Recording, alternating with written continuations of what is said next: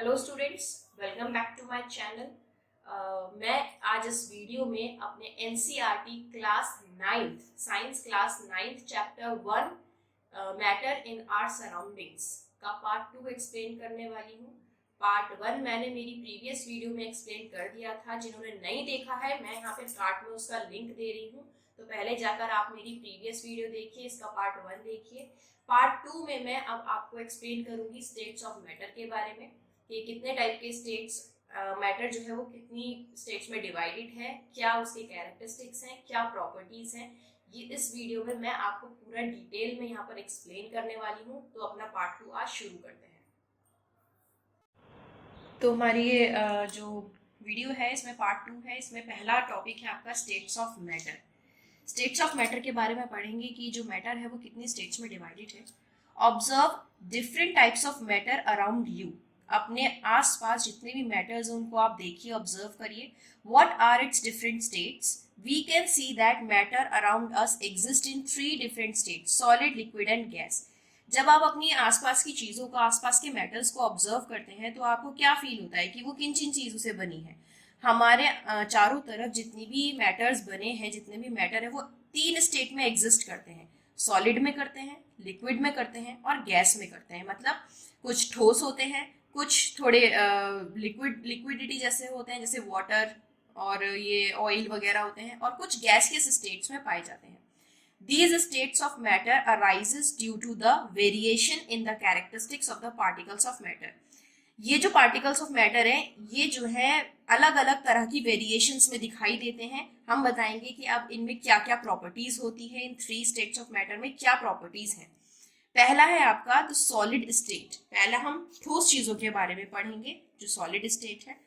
आप एक्टिविटी बताने की ज़रूरत नहीं है, क्योंकि एक्टिविटी आप ये इजीली पढ़ के आप समझ सकते हैं कि आप पेन, पेंसिल, बुक, इन सब चीज़ों को देखिए और ऑब्जर्व कीजिए। ये जितनी भी चीज़ें जो जिनकी एक परफेक्ट शेप होती है, मास होता है, वॉल्यूम होता है, जो स्पेस गेन करते हैं, घेरते हैं, वो सब चीज़ें सॉलिड स्टेट में आ जाती हैं।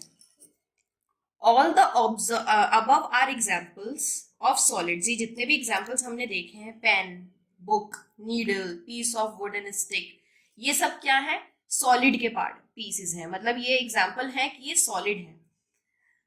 दे हैव डेफिनेट शेप्स, इनकी डेफिनेट शेप होती है। डिस्टिंक्ट बाउंड्रीज, एक डिस्टिंक्ट प्रॉपर बाउंड्री होती है, और फिक्स्ड वॉल्यूम होता है, मास होता है, जगह घेरते हैं। एंड हैव नेग्लिजिबल कंप्रेसिबिलिटी, ये कंप्रेस नहीं हो सकते। जैसे ये पेन है, आप इसको कंप्रेस करने की कोशिश करेंगे तो ये कंप्रेस भी नहीं हो सकते, तो नेग्लिजिबल कंप्रेसिबिलिटी होती है। Solids have tendency to maintain their shape when subjected to outside force. अगर हम किसी भी सॉलिड को बाहर से फोर्स देते हैं तो वो सॉलिड जो है एक तरीके से अपनी जो शेप है वो मेंटेन करके रखता है। उसके अंदर ये टेंडेंसी होती है कि वो अपनी शेप को बिगड़ने नहीं देता है, जैसी उसकी शेप होती है वैसी ही रहती है। सॉलिड्स में break under force but it is difficult to change their shape, so they are rigid. Solid जो है वो शेप नहीं चेंज कर सकता, हाँ टूट सकता है। अगर आप उसको फोर्स प्रोवाइड कराएंगे और उसको फोर्सली आप उसके ऊपर कुछ दबाव डालेंगे तो वो सिर्फ ब्रेक हो जाएगा, लेकिन वो अपनी शेप नहीं चेंज करेगा। इसीलिए इनको रिजिड बोला जाता है। क्या बोला जाता है इनको? रिजिड। अगर हम नॉर्मली इनकी कैरेक्टरिस्टिक्स को देखें तो इनमें डेफिनेट शेप होती है, डिस्टिंक्ट बाउंड्रीज होती है, नेग्लिजिबल कंप्रेसिबिलिटी होती है, और tendency to maintain their shape होती है। इसीलिए ये क्या है? Difficult to change their shape और रिजिड होते हैं। चलिए एक और कुछ और फॉलोइंग चीजें मैं आपको बताती हूँ। What about a rubber band? Can it change it shape on stretching? Is it solid? Next है what about sugar and salt? When kept in different jars these take the shape of the jar, are they solid? या what about a sponge? It is a solid yet we are able to compress it, why? Rubber band हुआ, sugar और salt हुआ, या sponge हुआ, ये चीजें आप अपने घरों में यूज करते हैं। तो ये किस तरह के सॉलिड होते हैं? होते तो एक तरीके से सॉलिड ही है, लेकिन कैसे होते हैं ना? तो अगर रबड़ बैंड है, हम इन्हें हथौड़े से भी मारेंगे तो ये नहीं टूटेगा, लेकिन अगर आप पेन को मारोगे तो वो टूट जाएगा। तो ये किस तरह का सॉलिड है? ऐसे ही शुगर और शुगर और सॉल्ट, शुगर और सॉल्ट को आप किसी भी एक जार में डालेंगे वो उसी जार का शेप ले लेते हैं। और अगर नॉर्मली आप किसी भी सॉलिड को देखेंगे तो वो अपनी शेप नहीं बदलता है। तो ये किस तरह के सॉलिड है? ऐसे ही स्पॉन्ज है। ठीक है, तो इनके एक तरीके से एग्जाम्पल मैं आपको बताती हूँ। All of the above are solid, ये ऊपर जो है वो सब सॉलिड ही हैं। A rubber band changes shape under force and regain the same shape when the force is removed. If excessive force is applied, it breaks. जो rubber band है, अगर आप उसको फोर्सली आप उसको खींचोगे, स्ट्रेच करोगे, तो वो अपनी शेप चेंज कर देगा।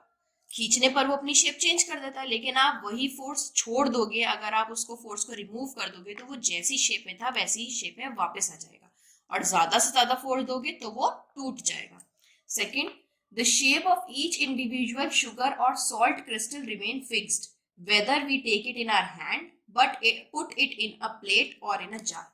जो सॉल्ट और शुगर के क्रिस्टल्स होते हैं वो क्रिस्टल्स फिक्स्ड होते हैं उनके, चाहे तो आप उनको अपने हाथ में ले लो, चाहे आप उनको किसी प्लेट में डाल दो या किसी जार में डाल दो, उनकी शेप चेंज नहीं होती है। The sponge has a minute holes in which air is trapped. When we press it, the air is expelled out, and when we are able to compress it. Sponge जो होता है, sponge के बीच में छोटे छोटे छोटे छोटे एयर पार्टिकल्स होते हैं। जब आप उसको कंप्रेस करते हो, भींचते हो, तो उसके अंदर की जो एयर होती है वो बाहर निकल जाती है, और जब आप उसको वापस से छोड़ देते हो उसके अंदर एयर फिल हो जाती है, इसलिए वो भी एक टाइप का सॉलिड होता है। तो ये सॉलिड की प्रॉपर्टीज थी। नाउ नेक्स्ट टॉपिक है हमारा लिक्विड स्टेट। अभी तक हमने सॉलिड की प्रॉपर्टीज पढ़ी थी, अब हम पढ़ेंगे लिक्विड स्टेट। सॉलिड की प्रॉपर्टीज में एक और चीज ऐड कर लीजिए, सॉलिड के जो पार्टिकल्स होते हैं वो टाइटली पैक्ड होते हैं, ऐसे ऐसे करके बने होते हैं, इनके बीच में एयर स्पेस नहीं होता है, ठीक है, बहुत लेस एयर स्पेस माना जाता है इनके बीच में, इसीलिए ये इनकी जो कंप्रेसिबिलिटी है वो नेग्लिजिबल कहलाई जाती है, मतलब ये कंप्रेस नहीं हो सकते। लिक्विड स्टेट जो होती है उसमें जो पार्टिकल्स होते हैं वो थोड़े थोड़े दूर दूर बने हुए होते हैं, ठीक है, लेकिन इनकी कंप्रेसिबिलिटी नेग्लिजिबल नहीं होती है, और ये रिजिड भी नहीं होते हैं, ये फ्लो भी कर जाते हैं, इसलिए इनको लिक्विड स्टेट्स में काउंट किया जाता है।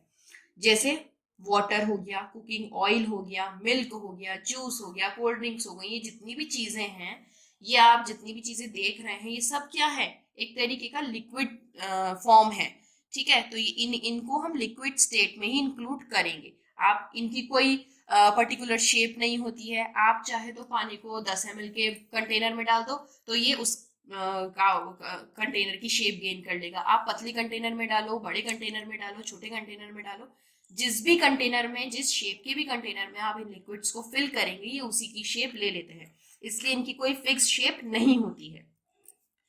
What will happen if these liquids are split on the floor? क्या होगा अगर इन लिक्विड को आप बिखेर दें, जमीन पर पानी गिरा दें, तो क्या होता है, वो बहना शुरू कर देते हैं। तो यानी ये फ्लोएबल होते हैं, यानी ये फ्लो करते हैं और अपनी शेप को भी इजीली चेंज कर सकते हैं। We observe that liquids have no fixed shape, कोई भी फिक्स शेप नहीं होती है इनकी, and have a fixed volume, इनका वॉल्यूम फिक्स ही होता है। 10 ml को आप बड़ी पतली बॉटल में डालो तो तब भी वो 10 ही ml रहेगा, छोटी बॉटल में डालो तब भी वो 10 ही ml रहेगा। They take up the shape of the container in which they are kept, ये उनकी शेप ले लेते हैं, उस कंटेनर की शेप ले लेते हैं जिसमें ये रखे होते हैं।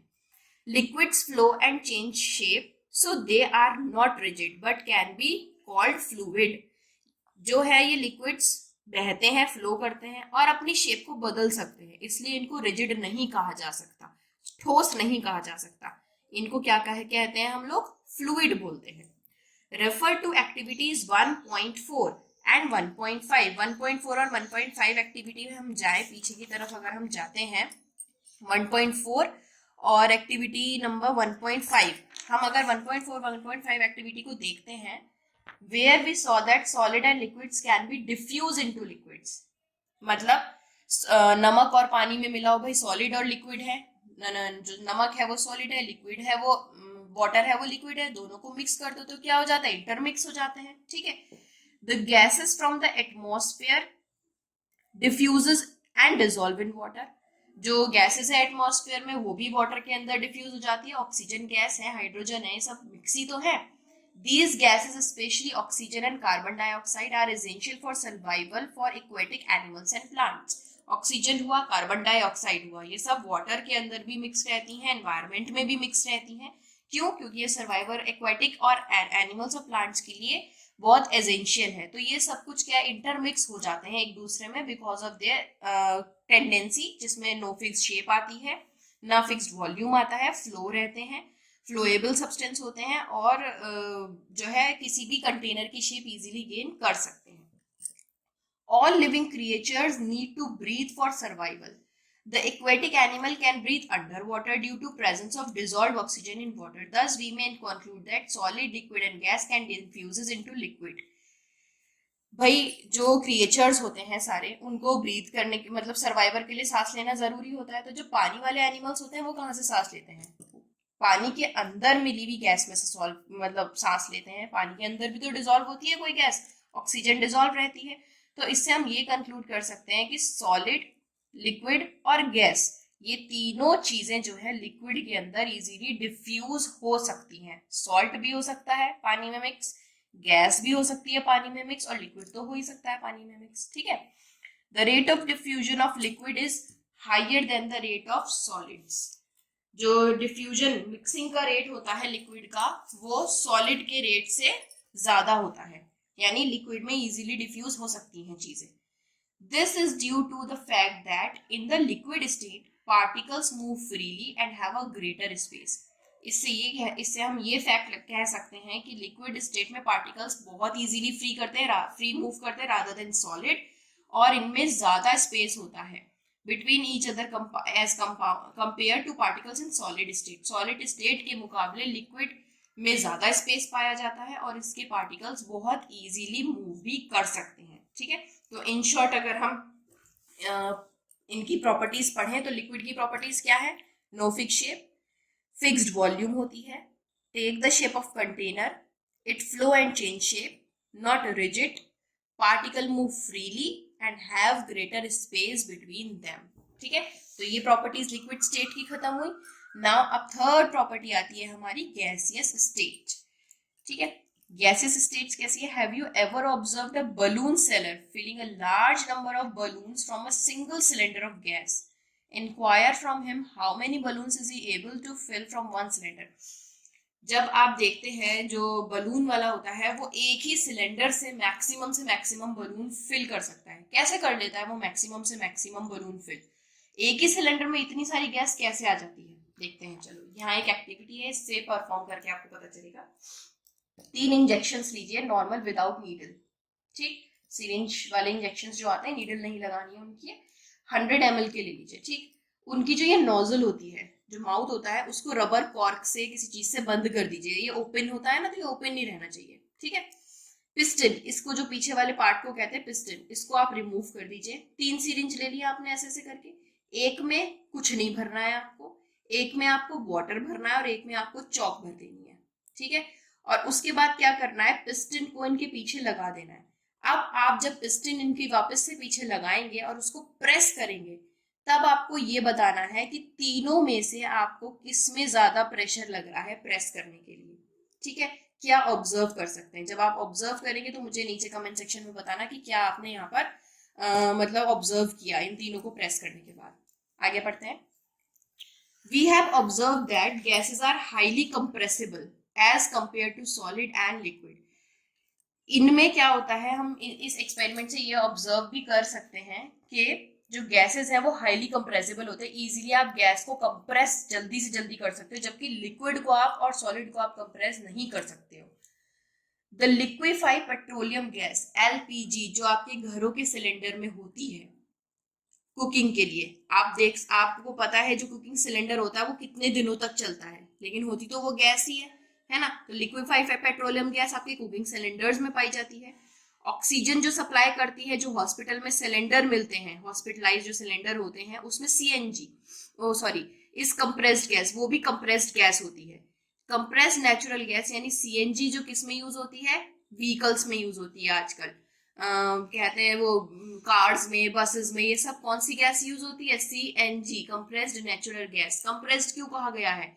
क्योंकि ये जो है ज्यादा से ज्यादा गैस छोटे से छोटे सिलेंडर में इजीली फिल कर सकते हैं और ज्यादा से ज्यादा ये गैस चलती है, इसलिए इनको कंप्रेस्ड नेचुरल गैस कहा जाता है। Due to its high compressibility, large volume of gas can be compressed into a small cylinder and transport easily. इसकी हाई कंप्रेसिबिलिटी की वजह से, गैस की हाई कंप्रेसिबिलिटी की वजह से ज्यादा वॉल्यूम जो है गैस का, ज्यादा से ज्यादा गैस जो है छोटे से छोटे सिलेंडर में भरी जा सकती है और इजीली एक जगह से दूसरी जगह पर ट्रांसपोर्ट कर सकते हैं। We come to know of what is being cooked in the kitchen without even entering there by the smell that reaches our nostrils. हमें ये पता चल जाता है, कंप्रेसिबिलिटी के बारे में ही हम यहाँ पढ़ेंगे, यही पढ़ रहे हैं एक तरीके से।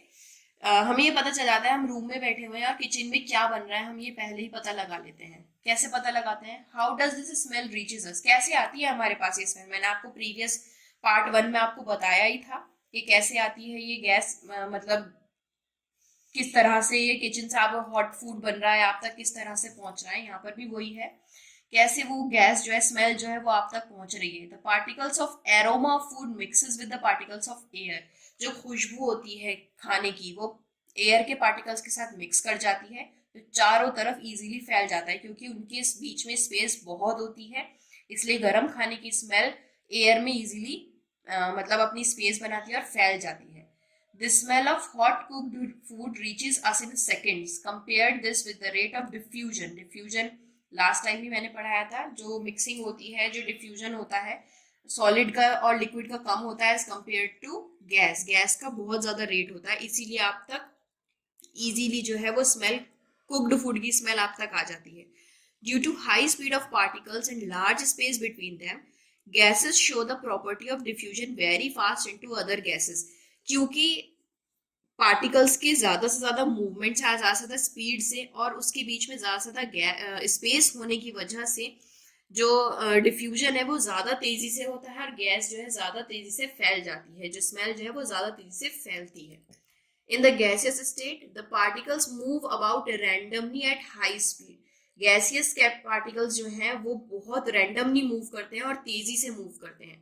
Due to this random movement the particles hit each other and also the walls of the container. तेजी से मूव करने की वजह से क्या होता है कि वो एक दूसरे से टकराते हैं और जहां जिस कंटेनर में वो गैस भरी जाती है उस कंटेनर से भी बहुत तेजी से टकराते हैं वो। The pressure exerted by gas is because of this force exerted by gas particles per unit area on the volume of the container, on the wall of the container. जो प्रेशर है, ठीक है, जो प्रेशर एक्सर्ट हो रहा है gas से, ये क्यों होता है? क्योंकि गैस पार्टिकल्स के बीच में इतना फोर्स ऑफ अट्रैक्शन है, फोर्स ऑफ अट्रैक्शन ज्यादा है लेकिन एरिया छोटा है। इसके कारण क्या होता है, वो एक दूसरे से ज्यादा टकराते हैं और इस वजह से क्या होता है, वॉल ऑफ द कंटेनर पे वो इतनी तेजी से टकराते हैं, प्रेशर एक्सर्ट होता है, क्योंकि कम फोर्स होता है और ज्यादा फोर्स होता है और कम से कम एरिया होता है, इस वजह से ही वो एक दूसरे से बहुत तेजी से टकराते हैं। ये देखिए यहाँ पर वो बना हुआ है, चार्ट बना हुआ है। सॉलिड के पार्टिकल्स इस तरह से होते हैं, रिजिड होते हैं, इसमें शेप और वॉल्यूम होती है, पर्टिकुलर बाउंड्री होती है, डिस्टिंक्ट बाउंड्रीज होती हैं, ठीक है, स्पेस नहीं होता है बिल्कुल पार्टिकल्स के बीच में, टाइटली फिक्स्ड होते हैं ये।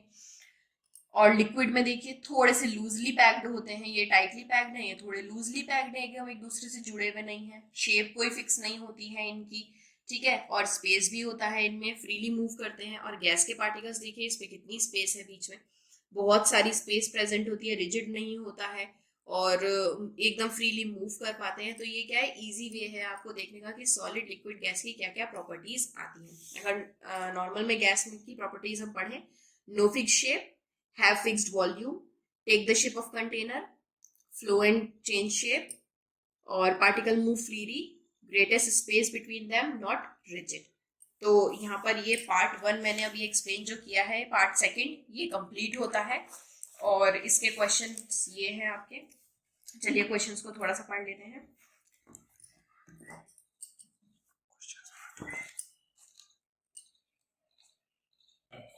चलिए, तो क्वेश्चन नंबर 1 है हमारा, the mass per unit volume of a substance is called density. Density का फॉर्मूला देखें क्या है, mass per unit volume, m/v density का फॉर्मूला होता है, ठीक है।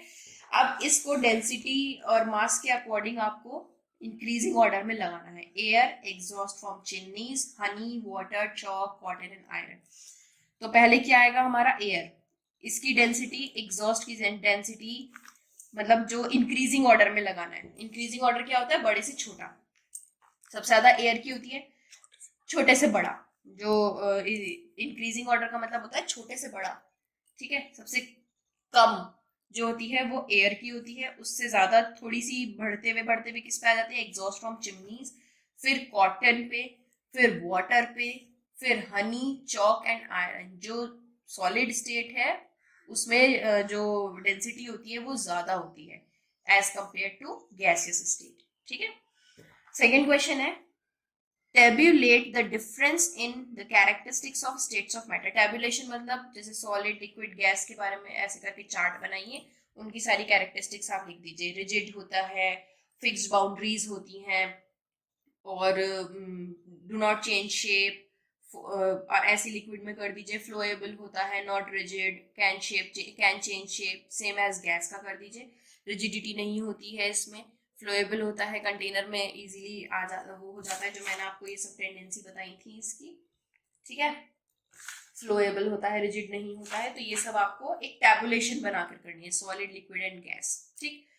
इसका बी पार्ट है comment upon the following. Rigidity क्या होती है? अब रिजिडिटी होती है property of a substance to continue to remain its shape when treated with an external force. Rigidity होती है जब तक आप उसको फोर्सफुली उसके ऊपर कुछ प्रेशर नहीं डालोगे तब तक वो अपनी शेप चेंज नहीं करता है, उसको रिजिडिटी बोलते हैं। अगर आप फोर्सफुली डाल दोगे तो चेंज शेप नहीं करेगा, सिर्फ ब्रेक हो जाएगा, उसे हम बोलते हैं रिजिडिटी। कंप्रेसिबिलिटी क्या होती है? कंप्रेसिबिलिटी वो होती है जब मॉलिक्यूलर स्पेस, मतलब इंटरमॉलिक्यूलर स्पेस होता है, नहीं पार्टिकल्स के बीच में स्पेस पाया जाता है और आप उसको कंप्रेस करेंगे, उसमें से एयर एग्जॉस्ट हो जाती है, यानी एक्सटर्नल फोर्स जब तक आप लगाएंगे तब तक वो अपनी प्रॉपर्टी को खो देता है, और जब आप प्रेशर छोड़ देंगे तो अपनी प्रॉपर्टी को वापस रीगेन कर लेता है। इसको हम कंप्रेसिबिलिटी बोलते हैं। फ्लूइडिटी वो सब्सटेंसेस जो फ्लो करते हैं, इजीली मूव करते हैं, जिन सब्सटेंसेस में एबिलिटी होती है बहने की, फ्रीली मूव करने की, उसको फ्लूइडिटी बोलते हैं। Filling a gas container, the particles in a container takes its shape as that randomly vibrate in all positions or directions। मतलब आप जो है कोई भी पार्टिकल्स हैं, गैसियस पार्टिकल्स हैं, उसको किसी कंटेनर में डाल दो और फिर रैंडमली वाइब्रेट करे। मैंने आपको बताया था क्योंकि एरिया कम होता है और फोर्स ऑफ अट्रैक्शन ज्यादा हो जाता है, तो वो क्या करते हैं, एक दूसरे को मतलब मूव करते हैं फ्रीली, एकदम बहुत तेजी से मूव करते हैं। तो यही होता है, जब आप गैस कंटेनर में डालेंगे तो वो वाइब्रेट करेंगे, सारे डायरेक्शंस में मूव करेंगे। Now shape is a definite structure of object with in a external body. ठीक है। एक डेफिनेट शेप होती है, जैसे सॉलिड है, ये स्क्वायर है तो ये इसकी शेप हो गई है। ठीक। स्ट्रक्चर एक मतलब डेफिनेट स्ट्रक्चर होता है। काइनेटिक एनर्जी मैंने आपको पहले भी बताया था, काइनेटिक एनर्जी क्या होता है? Motion allows particles to possess energy which is referred to as kinetic energy. मतलब मूवमेंट, किसी भी पार्टिकल का मूवमेंट उसकी काइनेटिक एनर्जी कहलाई जाती है। काइनेटिक एनर्जी मेनली होती है मास और वेलोसिटी के बीच में। Kinetic energy is equals to 12 mass velocity square, यानी 12 mv स्क्वायर कहलाई जाती है। ठीक। नेक्स्ट है आपका डेंसिटी। डेंसिटी होती है mass, the mass of a unit volume of a substance. Density is equals to mass per unit volume, ये है आपका, इसको हम डेंसिटी बोलते हैं। थर्ड है आपका a gas fills completely two vessels in which it is kept।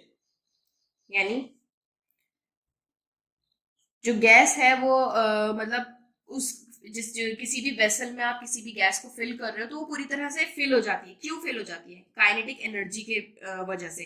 जो गैस पार्टिकल्स हैं, जितनी जितनी गैस उसके अंदर भरेंगे उतनी ही ज्यादा काइनेटिक एनर्जी उसके अंदर हो जाएगी, और वो रैंडमली मूव करेंगे ऑल डायरेक्शंस में। इसलिए हम ज्यादा से ज्यादा गैस छोटे से छोटे जो है गैस कंटेनर में इजीली भर सकते हैं, और वो काइनेटिक एनर्जी की वजह से जो है पूरी तरह उसमें फिल हो सकती है।